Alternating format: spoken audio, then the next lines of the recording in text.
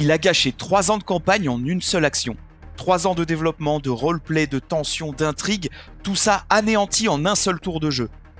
6 secondes, 2 objets magiques, une décision égoïste, c'est tout ce qu'il lui aura fallu pour briser son fun et celui des autres. Alors comment on en arrive là ? Qu'est-ce qui pousse un joueur à ignorer toute l'histoire construite par la table pour imposer la sienne ? Aujourd'hui, je vous raconte l'histoire du syndrome du personnage principal le plus dévastateur que j'ai vu sur cette chaîne. Alors polissez vos dés, lacez vos baskets, on part randonner au pays de l'égocentrisme. Ah, petit disclaimer, avant d'entrer dans le vif du sujet, cette histoire contient quelques éléments mineurs de descente en Averne.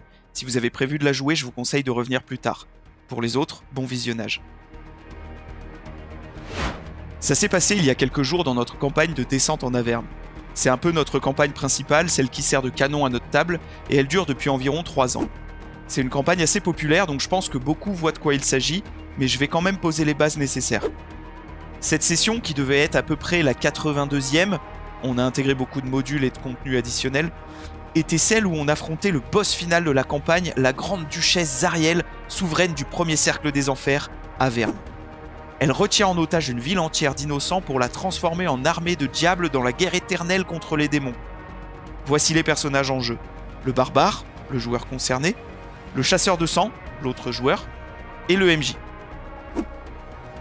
Le barbare habituellement est un peu un agent du chaos. Il a déclenché plusieurs combats auxquels le groupe n'était pas prêt, simplement parce que son perso s'ennuyait pendant les préparations ou les hésitations. Parfois c'est un avantage, ça fait avancer l'histoire et a provoqué des situations intéressantes, mais souvent ça a juste foutu le bordel.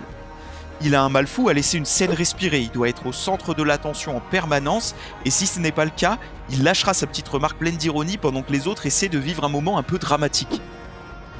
En plus d'un syndrome du personnage principal bien marqué, au point qu'il plaisante souvent en disant que de toute façon c'est lui le héros de l'histoire, tout en niant que ce soit sérieux dès qu'on le confronte, il semble allergique à toute forme de sérieux. Il s'interdit presque toujours d'être sincèrement investi dans le jeu, et il sabote les moments forts en les tournant en dérision. Parfois en criant littéralement des conneries en fond pendant que les autres essaient de jouer. Parfois c'est drôle, parfois c'est juste insupportable. Mais bon, jusque-là ça restait tolérable. C'était pas un tue-campagne, c'était juste très irritant. Et il lui arrivait aussi parfois de se prendre au jeu, donc tant qu'il s'amusait, je me disais « Ok, je peux supporter quelques tensions désamorcées par-ci par-là ». Pour cette session, le groupe s'était mis d'accord. On allait tenter de parler à Zariel, essayer de la faire changer d'avis. Son histoire était très tragique et elle avait clairement été écrite pour pouvoir trouver la rédemption. Ça collait aussi avec mon perso dont tout l'arc tourne autour du libre arbitre, de briser ses chaînes et de se racheter soi-même. Mais je n'étais pas naïf, je pensais pas qu'on allait réussir à la convaincre sans même un combat. Et d'ailleurs ça aurait été totalement anticlimatique. Si j'avais été MJ, j'aurais moi-même déclenché un affrontement à un moment ou un autre parce que bon, c'est le boss final de la campagne, on est là pour ça. Donc on monte les escaliers pour l'affronter. Le barbare avait préparé tout un discours pour tenter de rallier Zariel à notre cause. Franchement, c'était bien écrit, on sentait qu'il y avait mis du cœur et c'était rare de le voir aussi sérieux. Son discours l'a clairement déstabilisé, mais pas suffisamment pour la convaincre. On a tous ajouté nos propres arguments, elle nous a écoutés, mais sans surprise, elle n'a pas cédé. Elle nous propose un marché. Elle libère la ville, si on accepte de la servir en signant un contrat diabolique. Je ne saurais pas assez insister sur le fait que c'était la pire décision possible. Genre vraiment fin de partie version mauvaise fin. Le scénario évident, c'est qu'elle serait satisfaite dans l'immédiat, mais qu'elle recommencerait plus tard et nous, on pourrait rien faire parce qu'on serait littéralement sa propriété. Moi et le chasseur de sang, on a refusé direct, et c'était cohérent avec nos persos. Mais le barbare, lui, a continué à essayer de résoudre ça pacifiquement et a proposé de signer. On a vraiment essayé de lui expliquer que c'était une décision absurde, qu'elle allait faire plus de mal que de bien à long terme. On est allé aussi loin qu'on pouvait sans empiéter sur sa liberté d'action, mais il a rien voulu entendre, il a voulu signer quand même. C'est là que notre PNJ compagne, Reya, qui est avec nous depuis le tout début de la campagne, saute pour trancher le contrat avant qu'il ne le signe.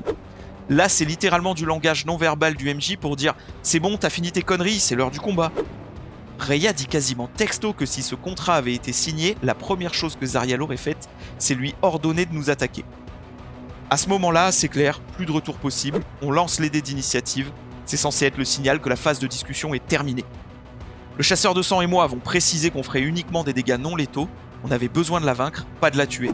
On voulait juste la neutraliser et retenter une ouverture ensuite. Et là, non, le barbare refuse de se battre. Il disait que la situation était encore rattrapable, il a passé ses tours à s'agenouiller, supplier, demander pardon. C'est quand Rhea s'est faite mettre à terre en un tour par Zariel qu'il a enfin décidé d'agir. Et c'était pour faire la pire action possible.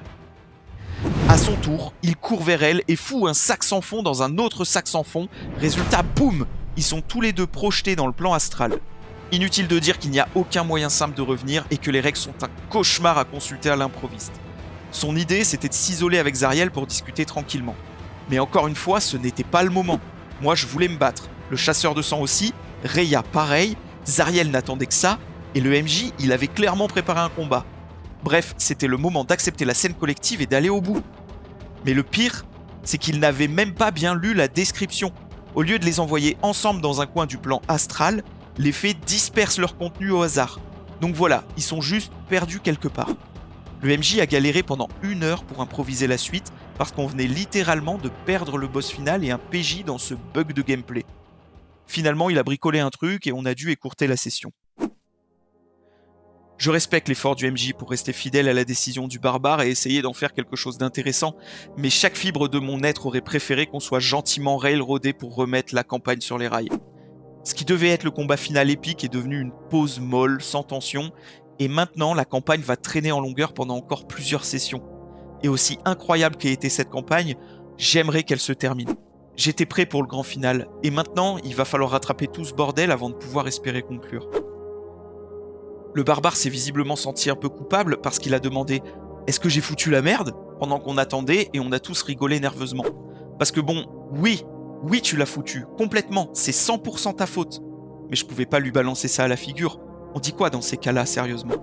Et en fait, ce serait plus facile de compatir si cette question ne s'était pas accompagnée de ses remarques sarcastiques habituelles du genre « Vas-y, demande-moi si je regrette ?»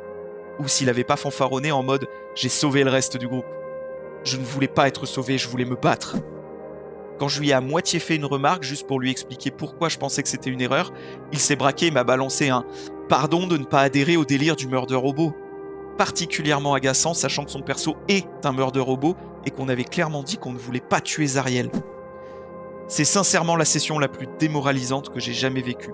Pas la plus tendue, car d'autres ont été bien plus explosives, mais je suis rentré chez moi et j'ai rangé mes dés par dépit. Je déteste ce type de joueur de chaque fibre de mon être. Vraiment, quand je lis cette histoire, j'ai des flashbacks dignes d'un vétéran du Vietnam, quoi. Et pourtant, paradoxalement, je pense que ce genre de comportement vient pas forcément d'une envie de nuire ou de se mettre en avant. Ma théorie, et ça n'engage que moi, c'est que ça vient d'un truc tout bête, l'incapacité à lire l'implicite. Quand le MJ fait intervenir un PNJ pour créer un moment avec le joueur le plus en retrait du groupe, ce joueur-là, il voit juste un PNJ mystérieux et un PJ qui gère mal. Quand vous vivez la scène finale de l'arc narratif de votre personnage, lui il voit juste une scène qui manque de punch et qui aurait besoin d'un héros. Et quand vous voyez un boss final subtilement écrit, presque rédempteur, mais qu'il faut combattre dans un souci de climax, lui il voit qu'une injustice. Il veut pas tuer quelqu'un qui n'est pas si mauvais que ça. Et même si la tension est là, même si la scène est impeccable, il refuse de jouer le climax parce qu'il ne lit pas la scène comme vous. Alors comment on évite d'en arriver là ? D'abord la réponse simple.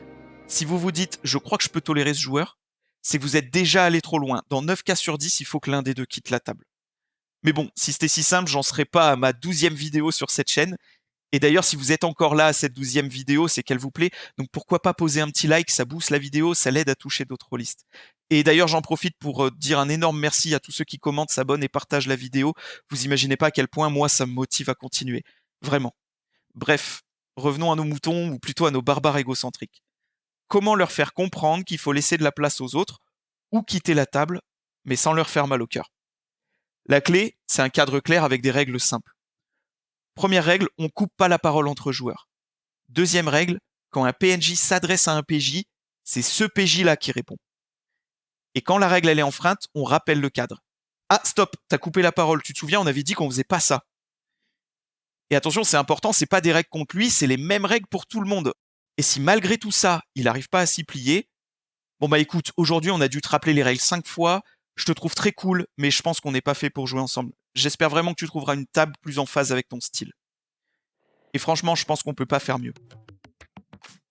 Dans la famille joueur égocentrique, je voudrais Rick. Rick, lui, c'est l'option victimisation plus autocentrage, un combo explosif. Ça se passe dans le monde de Cyberpunk, si tu veux voir ça, t'as juste à cliquer ici. Moi, je vous dis à la semaine prochaine. En attendant, prenez soin de vos tables, de vos PJ, et gardez toujours vos sacs sans fond dans 2 pièces séparées si vous voulez pas risquer d'atomiser la moitié de votre salon. Allez, ciao!